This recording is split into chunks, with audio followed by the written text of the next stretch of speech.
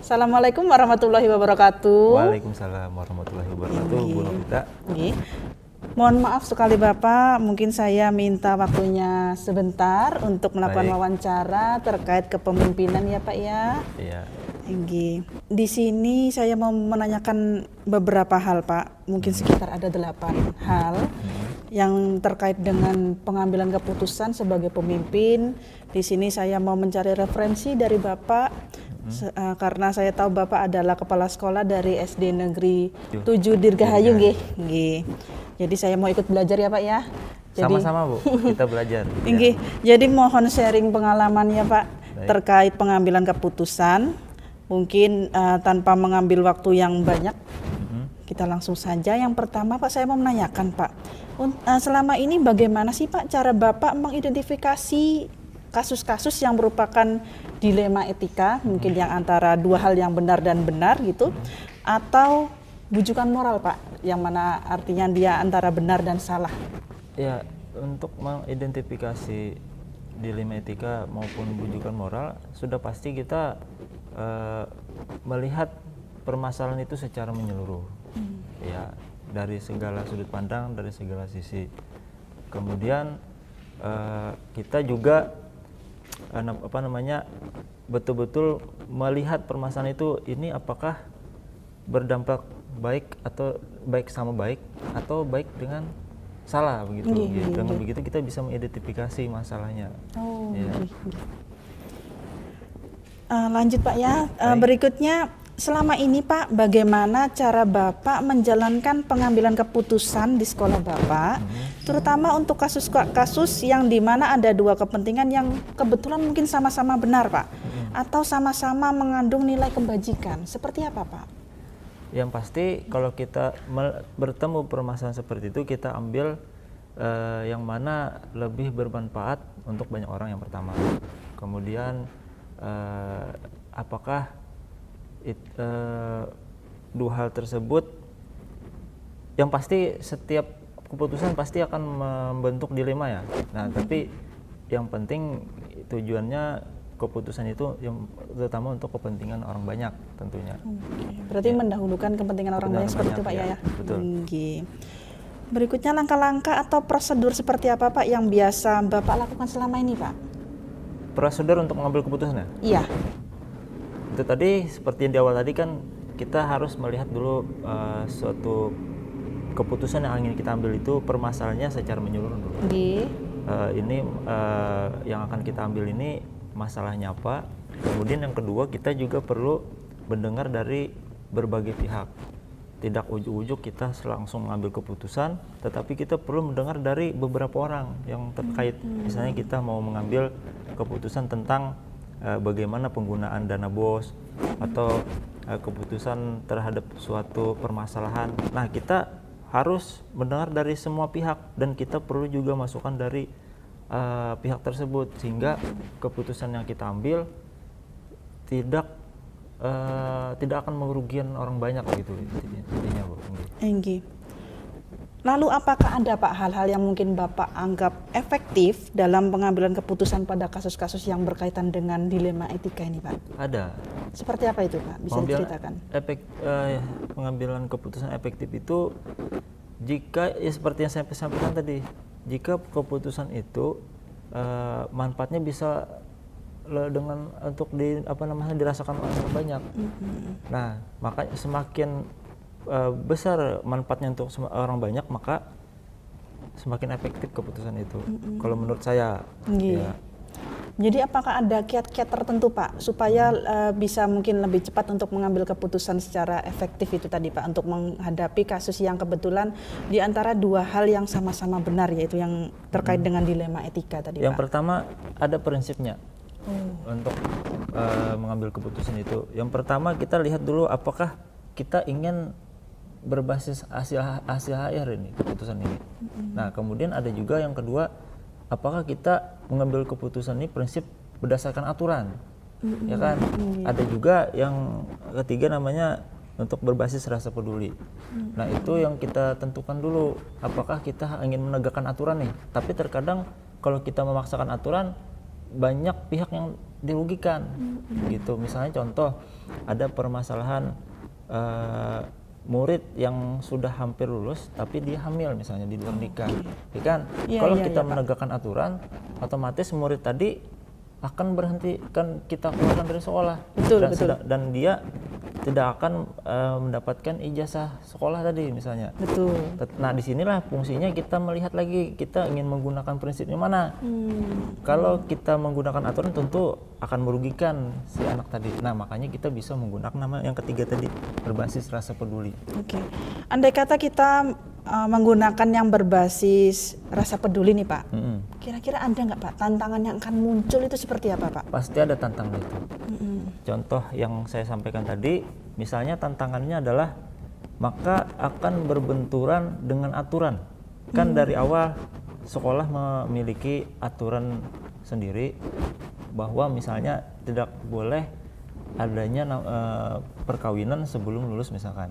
Nah sedangkan keputusan diambil tadi kita memperbolehkan dia mengikuti ujian, otomatis akan bertentangan tadi yang aturan sekolah tadi.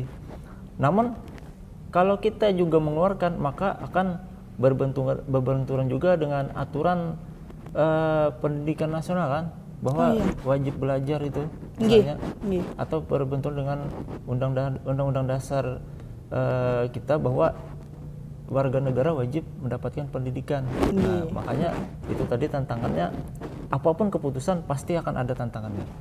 Jadi setiap keputusan tidak mungkin terlepas begitu saja dari tantangan ya Pak ya. Walaupun mungkin misalnya kita menerapkan tadi ada yang prinsip berbasis aturan, berarti tetap tidak menjamin apabila kita sesuai peraturan itu masih ada bebas dari pertentangan Pak ya. Pasti ada lah tantangan dari mungkin pihak lainnya Pak ya, seperti itu ya. Oke, untuk apabila Bapak menghadapi kasus dilema etika itu, apakah Bapak akan menyelesaikannya secara mungkin terjadwal ataukah langsung diselesaikan di situ atau seperti apa Pak? Tergantung permasalahannya Bu. Jika permasalahannya berat atau misalnya perlu penanganan cepat, otomatis kita harus tindak lanjut. Tapi ada juga kan permasalahan itu bisa diselesaikan misalnya mungkin nanti karena tidak terlalu berat. Jadi tidak terjadwal istilahnya. Ya, kalau bagi saya seperti itu Bu. Berarti tergantung urgensinya gitu Pak ya? Betul, tergantung urgensi istilahnya. Terus apakah ada bentuk atau prosedur tertentu Pak yang misalnya bisa Bapak bagikan nih ke saya, gimana sih caranya mengambil keputusan yang kita hadapi saat menghadapi dilema etika itu, prosedur yang paling mudah mungkin seperti apa Pak yang mungkin saya bisa belajar dari Bapak? Jangan susah-susah dulu Pak, ini masih tingkat pemula ini saya ya Pak. Iya. Kalau secara sederhananya prosedur itu yang pertama kita melihat dan memahami secara mendalam dulu permasalahannya dan melihat dari berbagai sisi, dari sudut pandang. Yang kedua, kita mendengar masukan dari berbagai pihak. Misalnya ada permasalahan antara guru dengan murid, maka kita harus mendengar dari gurunya dulu dan juga mendengar dari murid serta misalnya dengan orang tua. Yang ketiga, kita perlu melakukan beberapa uji nih. Uji misalnya istilahnya tuh uji legal. Ada juga uji namanya uji regulasi gitu. Dan ada lagi sebenarnya beberapa tahapnya. Intinya kita memikirkan secara mendalam dan melihat apakah permasalahan ini tadi masuk dilema etika atau bujukan moral ya Pak ya, mungkin ya. Iya itu, dan kita perhatikan lagi 3 prinsipnya tadi. Nah intinya keputusan yang kita ambil tidak merugikan banyak orang, intinya itu seperti itu kalau menurut saya. Berarti memang harus dipikirkan secara mendalam ya Pak ya. Betul, iya. Jadi tidak bisa begitu saja setelah kita kumpulkan orangnya kita sepakati, tidak semudah itu berarti Pak ya. Betul. Masih harus kita uji dengan beberapa mungkin teori atau pedoman yang lain seperti itu ya Pak ya. Terus Pak, ini kan yang saya pahami nih, menjadi kepala sekolah itu kan bukan hal yang mudah ya Pak ya. Banyak sekali yang dipikirkan dari ujung ke ujung gitu, mulai dari permasalahan murid, wali murid, sampai imbasnya sampai ke masyarakat seperti apa. Terus untuk membantu Bapak, apakah ada seseorang atau dukungan atau hal-hal yang bisa membantu Bapak kiranya untuk mengambil keputusan terutama yang terkait dengan dilema etika Pak? Baik. persoalan mudah atau sulit itu sebenarnya hanya dipikirin ya Bu. Apapun yang kita hadapi tergantung kita memandangnya. Kalau kita memandangnya mudah ya mudah. Nah hanya saja semua itu akan terbantu jika kita memandangnya. Yang pertama tadi dari mindset kita jangan memandang susah dulu. Yang kedua melibatkan banyak orang mengambil keputusan. Artinya di sini kita perlu berkomunikasi dengan banyak orang. Kita perlu mendengar dari berbagai pihak sehingga ini akan membantu diri kita menentukan keputusan yang lebih tepat, yang lebih adil. Nah itu salah satunya yang membantu kita tadi mengambil keputusan. Ya, seperti itu. Pertanyaan terakhir ya Pak ya. Dari semua hal yang sudah Bapak bagikan ke saya, Baik. apa sih Pak selama ini yang sudah menjadi insight mungkin Pak untuk Bapak dalam mengambil keputusan yang terkait dengan dilema etika nih Pak selama ini? Yang menjadi insight saya adalah bahwa setiap keputusan pasti akan mengandung dilema. Ya, hanya saja ada yang lebih besar kan, ada yang lebih kecil. Intinya dengan kita memperhatikan kepentingan bersama, keputusan apapun itu insya Allah tidak akan membuat kita menjadi ragu-ragu. Seperti itu. Karena keputusan apapun pasti akan mengandung risiko ya, akan bertentangan dengan apapun. Tapi yang penting kita niatnya untuk kepentingan bersama, kepentingan banyak orang, dan mengurangi mudarat. Insya Allah keputusan itu akan yakin dan memudahkan kita untuk mengambil keputusan. Amin. Ya. Terima kasih banyak Pak atas waktunya, atas kesempatan juga yang telah Bapak Sama-sama, berikan Bu. ke saya. Begitu luar biasa, banyak sekali ilmu-ilmu yang bisa saya ambil dari apa yang Bapak sampaikan. Mudah-mudahan saya mampu memahaminya, mampu memaknainya, dan ya mudah-mudahan saya bisa menghayatinya lah Pak. Jadi Amin, bisa saya terapkan di dalam pengambilan keputusan. Ya walaupun memang mungkin saya masalahnya tidak sekompleks Bapak yang kepala sekolah ya. Saya hanya seorang guru yang mungkin hanya skupnya pemimpin sebuah pembelajaran saja Pak. Tapi Baik. luar biasa sekali apa yang Bapak sampaikan di situ. Saya sangat terinspirasi. Nanti akan saya coba. Dan nanti mungkin saya sambil tanya Bapak lagi ya Pak ya. Andai kata saya mau belajar tentang ada uji-uji tadi Pak ya. Baik. Iya. Siap. Inggih. Untuk kesempatan kali ini saya mengucapkan terima kasih banyak Sama-sama. Bapak. Inggih, saya pamit undur diri. Assalamualaikum warahmatullahi wabarakatuh. Waalaikumsalam warahmatullahi wabarakatuh. Inggih, makasih.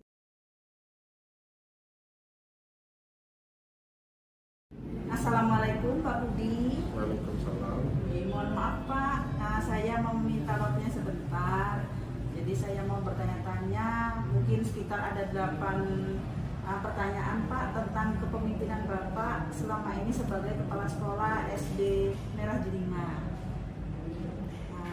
Di sini nanti saya mau menanyakan terkait dilema etika Pak sama bujukan moral.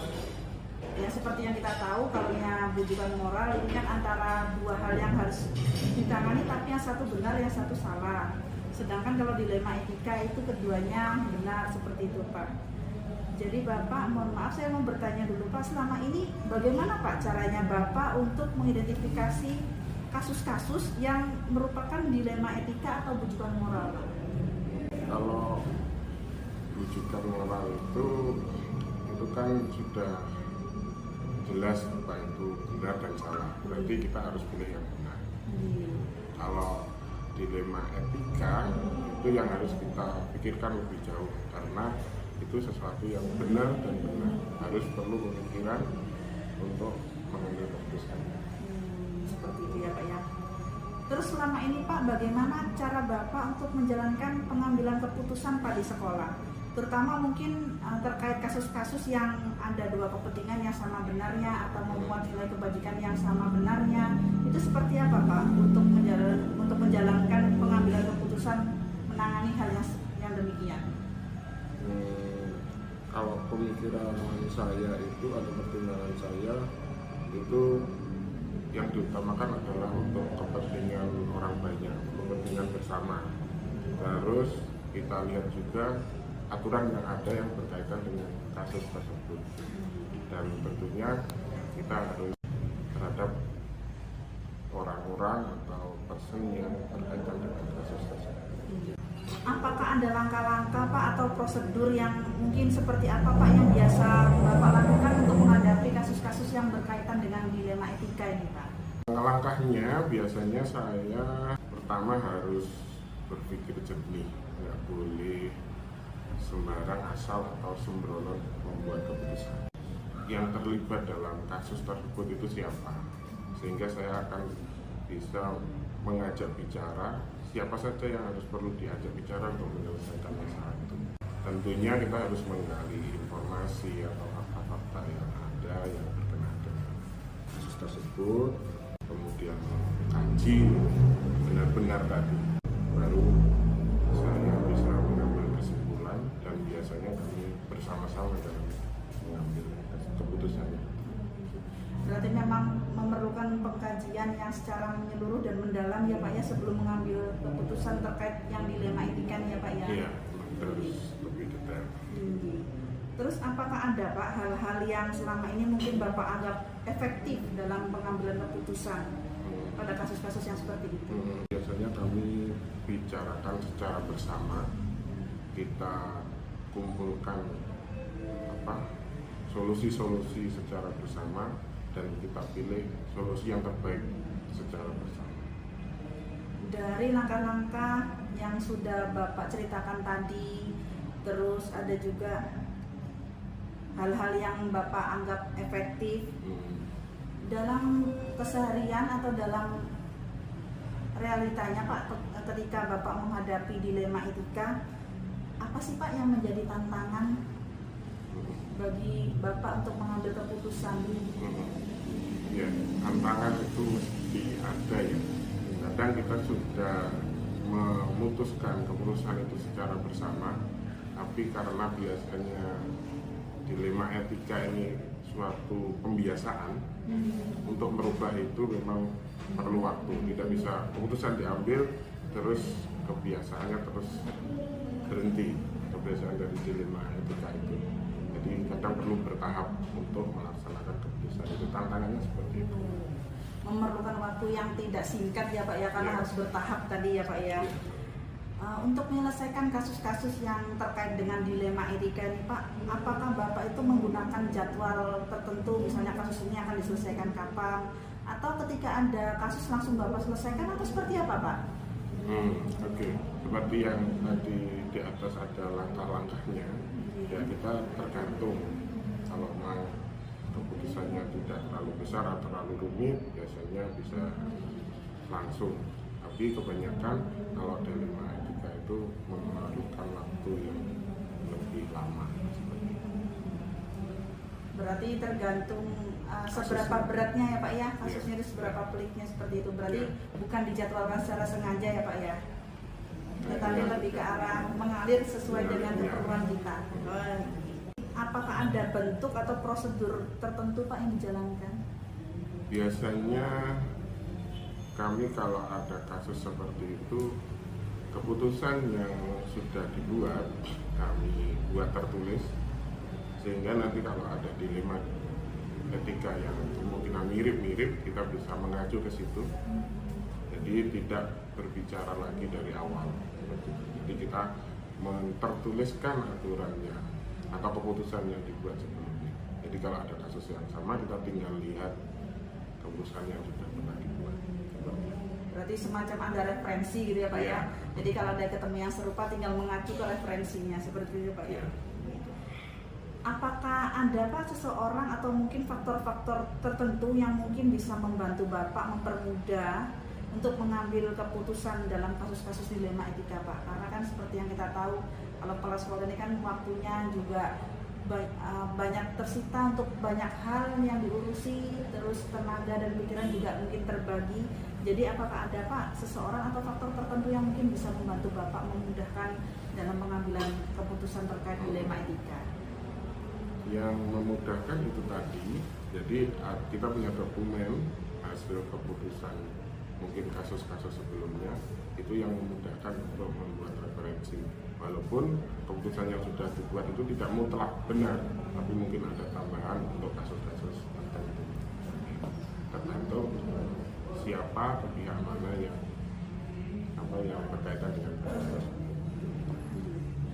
Terus dari semua kasus yang sudah pernah Bapak tangani, sudah mengambil keputusan terkait kasus-kasus yang dilema etika ini Pak, apa sih Pak pengalaman yang mungkin bisa Bapak bagikan ke saya, atau insight atau wawasan atau pembelajaran apa Pak yang mungkin bisa Bapak bagikan ke saya supaya saya mudah juga nih untuk belajar bagaimana caranya mengambil keputusan terkait kasus-kasus yang dilema etika ini Pak? Tipnya apa ya? Tidak boleh menolak kasus ya. Oh, tidak boleh lari dari kenyataan ya Pak ya? Kasus pasti ada, dan itu kita alami untuk menjadikan kita lebih dewasa, mungkin lebih bijak. Berarti harus sering-sering bermasalah nih Pak, supaya tangguh. Kalau bisa jangan bermasalah, tapi jangan lari dari masalah. Oh, jangan lari dari masalah. Berarti masalah yang mengejar kita nih Pak ya? Ya enggak juga toh. Ya, terima kasih banyak Pak, ini sangat memberikan inspirasi bagi saya. Terima kasih atas kesempatan dan waktunya. Semoga saya bisa belajar bagaimana cara mengambil keputusan yang tepat dalam kasus dilema etika dengan wawasan atau pengalaman yang bisa saya petik dari hasil percakapan wawancara kita hari ini. Jadi terima kasih banyak Pak atas waktunya. Saya mohon pamit. Assalamualaikum warahmatullahi wabarakatuh. Waalaikumsalam.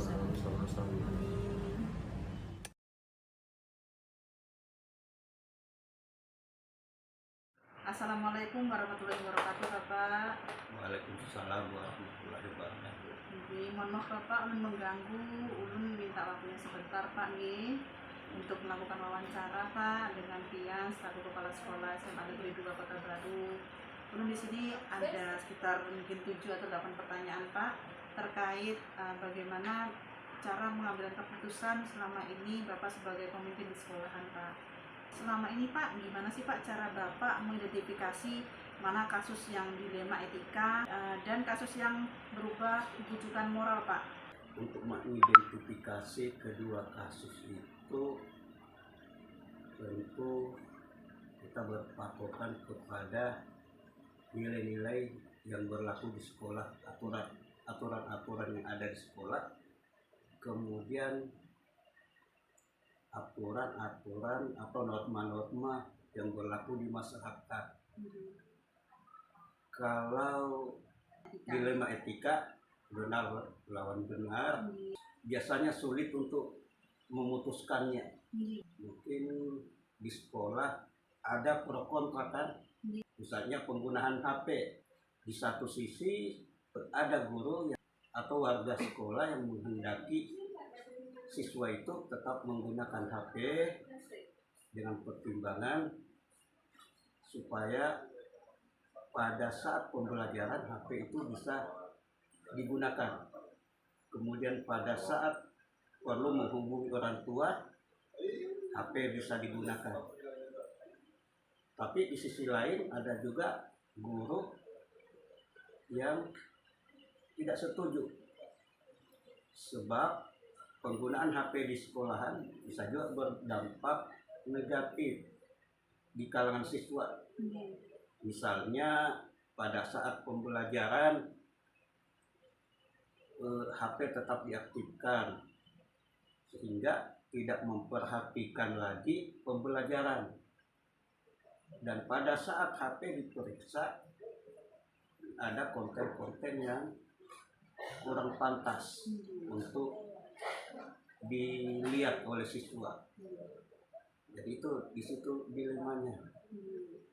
Nah, kan maksudnya sama-sama baik kan?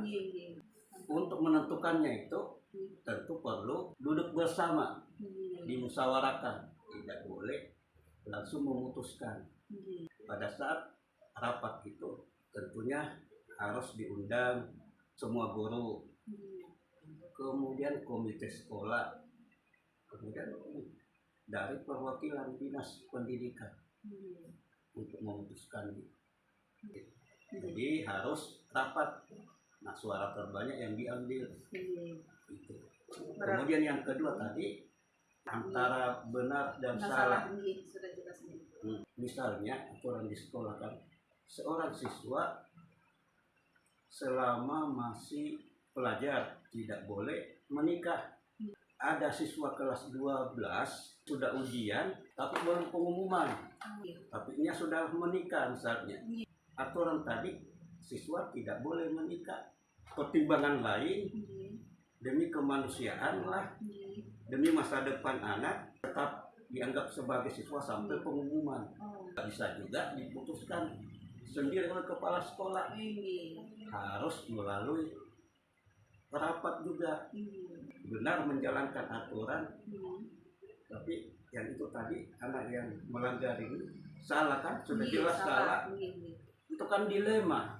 Dalam mengambil keputusan itu tidak hanya serta-merta kita menerapkan aturan yang baku yang sesuai dengan peraturan yang sudah kita sepakati, tetapi kita juga punya rasa peduli ya Pak ya. Iya. Kita memikirkan anak ini kalau kita berhentikan sebagai siswa nanti masa depannya seperti apa, ada seperti itu ya Pak ya. Itu ada nilai-nilai kemanusiaan yang harus dipertimbangkan juga. Iya. Terus selama ini dalam pengambilan keputusan yang Bapak lakukan Pak, hal efektif apa Pak yang ini loh kuncinya kalau mau mengambil keputusan itu harus seperti ini, caranya seperti ini, atau manfaatnya mungkin seperti apa Pak, berdampak pada siapa, seperti itu gimana Pak? Kalau kita mau mengambil keputusan, dipertimbangkan kalau ada masalah hari itu, jangan langsung hari itu juga memutuskan. Harus dipikirkan benar-benar dulu, ditinjau lah dari berbagai macam segi, minta saran kepada teman-teman yang lain, wakase kan, kemudian ada guru senior. Jangan sampai mengambil keputusan yang terburu-buru, nantinya kan berdampak tidak baik. Berarti kalau misalnya kita menghadapi permasalahan itu tidak mesti harus hari itu juga putus ya Pak ya, perlu dipertimbangkan Iya, matang-matang. harus ini dulu, Berarti, dikaji dulu. berarti untuk masalah waktunya itu fleksibel ya Pak ya, penyelesaiannya itu tidak sama untuk setiap kasus ya Pak. Mungkin ada yang cepat bisa kita selesaikan, atau mungkin ada yang agak lama kita selesaikan karena kita perlu masukan, perlu pertimbangan dari mungkin guru senior atau wakil seperti itu ya Pak ya. Iya, tapi masalah itu memang jangan juga terlalu lama. Sejauh ini Pak, apa sih Pak yang menjadi tantangan ketika kita menetapkan sebuah keputusan Pak? Bisa saja ada 1-2 orang yang tidak puas dengan keputusan itu, ada yang kontra. Namanya orang banyak, misalnya dalam satu kelompok itu pasti ada saja yang kontra. Bapak sekian lama menjadi kepala sekolah, terus sering mengambil keputusan yang secara bijak. Seperti apa sih Pak caranya mengambil keputusan untuk saya yang pemula ini supaya bisa belajar dari pengalaman yang Bapak ceritakan tadi? Biasanya yang paling menantang itu maksudnya itu yang paling berat pada saat kenaikan kelas, keputusan-keputusan kayak gitu.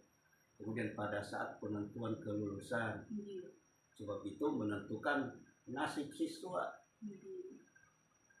Nah, sebelum kenaikan kelas itu, sebelum kelulusan itu sudah harus ada antisipasi, sebelumnya berdasarkan pengalaman-pengalaman yang sebelumnya juga. Sebab kalau kita tidak antisipasi sebelumnya, sebelum masuk ke pengumuman itu atau ke rapat, nanti akan mengalami kesulitan.